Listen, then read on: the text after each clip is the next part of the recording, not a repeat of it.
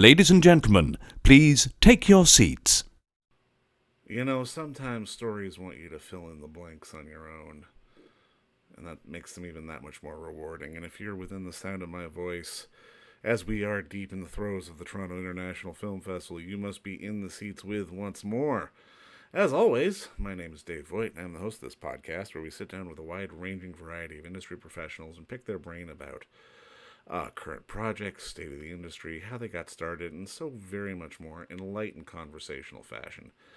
And if you like how we do things around here, I'm assuming you do, because you're listening right now, excuse me, you can subscribe to the podcast. You can find us over at Apple, Spotify, Amazon, Google, basically wherever you get your podcasts. And plus, we archive every single one of our episodes over at our In the Seats YouTube channel, so if you can give us a like and subscribe there as well, we'd really appreciate it.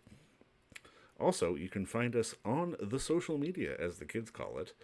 We're on Facebook, Twitter, and Instagram at either at In the Seats or at It's Podcast One for all sorts of updates. And finally, and I do dare say most importantly, please come by and pay us a visit over at In the Seats, intheseats.ca, where it all began, where we're covering all the latest from the world of film, television, festivals, basically the moving image in general. We love to write about it and talk about it, and we love it when you come and read about it. So please stop on by. On this episode, we're still in the throes of the Toronto International Film Festival. As I said, we're deep in the middle of TIFF, and our team is catching lots of great stuff. And one of those is a real interesting film called To Kill the Beast. It's a little abstract. It's a little experimental. It's in the Discovery program, but it's the story of a young woman from Buenos Aires who arrives at a small town near the Argentina border with Brazil, and she's looking for her lost brother, hoping to ease their troubled relationship after the passing of their mother, excuse me. But before making her way to her aunt's hostel, Emilia is told by a local that borders here are just a line on a map. And we don't get much more than that. But it's this real interesting sort of ambiguous coming-of-age story, and sort of about her burgeoning sexuality and just sort of being in this place that is seemingly out of time. And it's a really fascinating watch, and we had the unique pleasure of sitting down with writer-director Agustina San Martin, I hope I pronounced that right, to talk about sort of the inspiration for the film, locations where they shot, and just how they gave it this really sort of ethereal feel, and really making something that in many ways kind of sparks conversation, which I think is really probably the important part of cinema to begin with. But it was a beautiful film, and it's one of those ones that'll have you scratching your head, but it'll have you talking and thinking at the same time, which again is a really important thing. But enjoy our talk with Agustina, and when you get a chance, check out To Kill the Beast, either on digital platforms at the Toronto International Film Festival, or when it comes out on the regular, which will be at some point, but you never know. But first of all, enjoy our talk with Agustina, because between you and me, it's a good one. All right. Well, first off, obviously, thank you so much for the time today. I really appreciate this. Oh, thank you. Now, congratulations on the movie. I mean, I absolutely loved it. And I mean, I think the thing that really stood out for me was it kind of took place nowhere. It took place in this sort of ethereal sort of haze. And I mean, can you walk me through, I guess, sort of the initial inspiration for the idea? Yeah. Well, yes, it takes place in the middle of in a nowhere land. The film was the idea was to shoot the film and to make the story about this frontier, that is the actual frontier between Argentina and Brazil. That actually people one day you turn on the TV and you can have an Argentinian channel or a Brazilian channel. Things are all tangled up. People are crossing all the time. It's like in these places in which there are not a physical fence or a physical wall, just like frontiers are just a whole blur and a town on themselves. And so the idea was that the main idea of it was to find this sort of coming of age, coming out kind of story where this girl sort of embraces her own sexuality, but at the same time, everything happens in this no land between these two places. And so, yeah, that was like the main goal for it, and the main inspiration. No, because I mean, I just love that it's all taking place in this sort of environment that is, it's betwixt and between. It's like it's sort of this place of uncertainty. And I mean, I think what really sort of got me into that moment was, I mean, not just the visual look of the film, because obviously your cinematographer shot the hell out of it, but it was really the sound design. And I mean, like, and really, it really created this sort of immersive sort of universe that kind of ropes you into the story. And how, I'm kind of curious, like, how do you sort of put that together? I imagine, especially in pre-production, that's something you very specifically got to plan. Yeah, well, with the sound designer, she is called Mercedes Gaviria. She's Colombian, based in Argentina. We already worked together in Monster God, my last short film, and we already knew that we understood each other. And so that was very interesting, because I really like this busy ambiances. I really like to find like a musicality on the details, on the wind and the leaves and the steps, and for everything to be like an orchestra of just like real elements. And to think about that, I do think about that a lot, and I think that it's an essential part of generating a trance or an ambience, definitely. And it's actually a very busy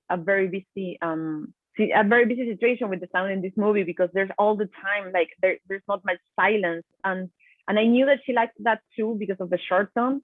So it felt very clear for us how to proceed with the way we were working, because we already knew that we were aiming to the same places aesthetically.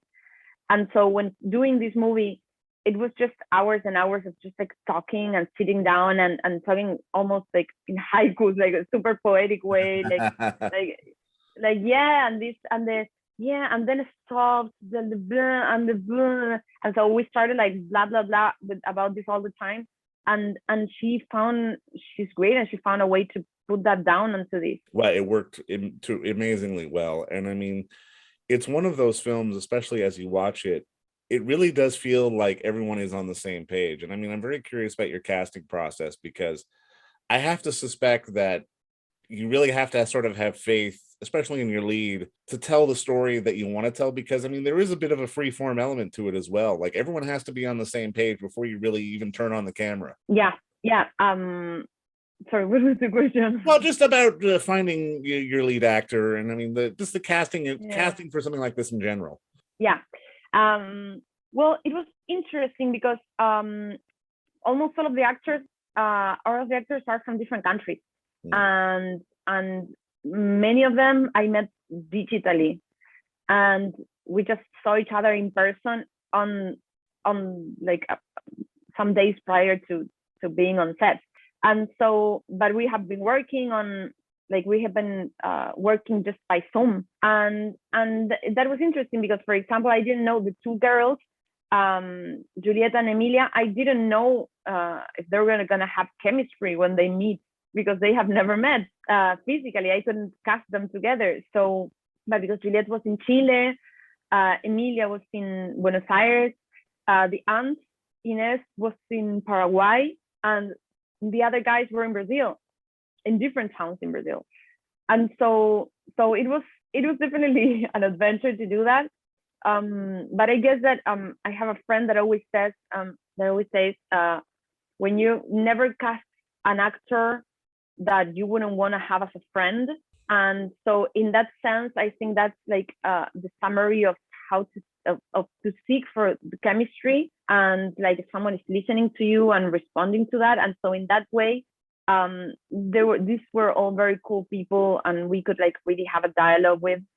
And yeah, most of them appeared by casting, but João Miguel, that is a very big star in Brazil, and Ana Brun, that I saw in Las Herederas in Berlinale, and she did a great job. And yeah, and the rest casting. I mean, something else about this film which really sort of stands out for me is because, I mean, historically, when we see coming of age stories or people discovering their sexuality, it tends to try to hit people over the head with it.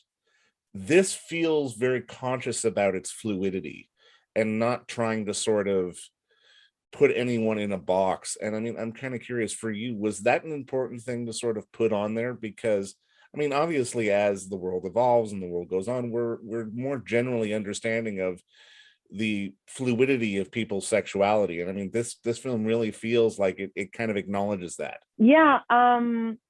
Yeah. About the sexuality. I really wanted to.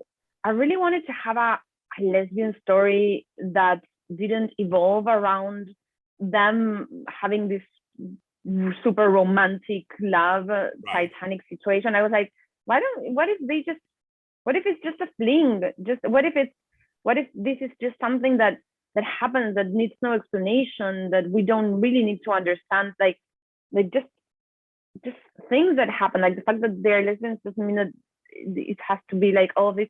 And so for me also, it was very important to put this ambiguity even in their relationship, or like as the relationship grows, it's like sort of more subtle, or it just goes flowing.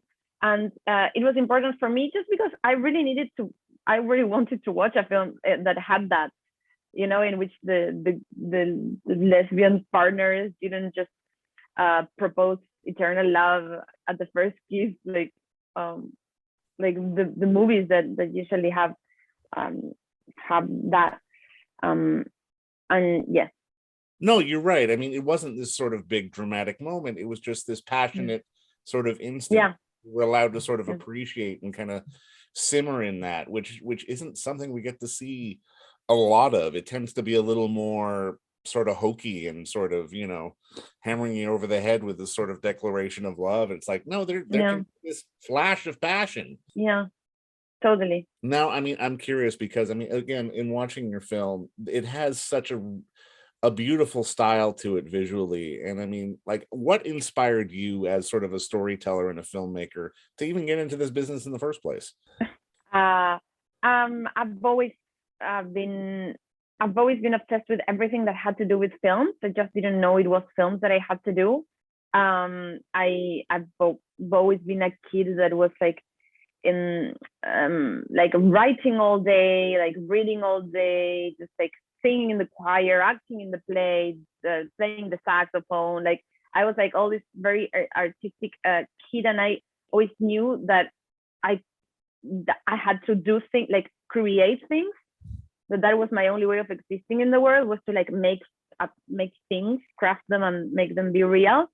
I've always loved fiction, and I've always been obsessed with so many movies. And it started all with Jurassic Park, and then it went on. And so in that sense, it was, I think, very organic for me to have the desire to do films. And once I understood that, it sort of felt like everything was falling into place. And I do think a lot about images. I do have so many dreams, and so I guess that it's also my way of channeling so many questions I have in life, so many debates, so many I don't know. I just feel it just makes the most amount of sense for me to be wasting my years to live in this. For sure. No, and I mean, like in watching the film, again, I was struck by just, I guess maybe the juxtaposition of, I guess, the countryside you were shooting in and sort of the feeling of nature and being in this place, but also like we talked about previously, sort of the nature of the sexuality of the moment. And then none of it felt cheap. It all felt very natural. How important was it for you to sort of make something that flowed, I guess I want to say, with a certain degree of subtlety, as opposed to trying to create moments? You sort of let people just experience things as they were happening in the film. Yeah. Well, it was very important to create a kind of movie that flows, and that you it feels like, the organic pathway of a river. So in that sense, that was sort of a priority. And to I I did really try to for the movie to say without shouting. Yes. Yeah. So that was like a long search, because shouting is actually easier. And when you're doing a movie, it's easier to to have like these more literal moments. But it also made me really uncomfortable to try to stick them, even though in the future I would like to do more narrative classical films. Sometimes you have to do that to get the punch. Right. But um but I wanted to avoid them as much as I could, because I always feel that there's a lot of possibilities of ways to do films, and I just didn't like people telling me like that things should be one way or another. So I was like, okay, no, this movie is going to just flow and you get over it.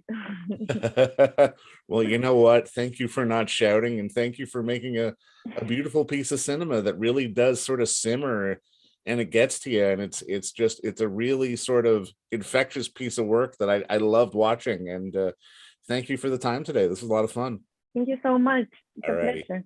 And don't forget to visit our friends over at Bay Street Video for all your DVD, Blu-ray rental, or purchasing needs this summer, as they are still open for curbside and some mailing delivery as well. Over at 1172 Bay Street, Toronto, Ontario, Canada, you can give them a call at 416-964-9088. That's 416-964-9088. Or send them an email at baystreetvideoto@gmail.com for any of your DVD and Blu-ray needs.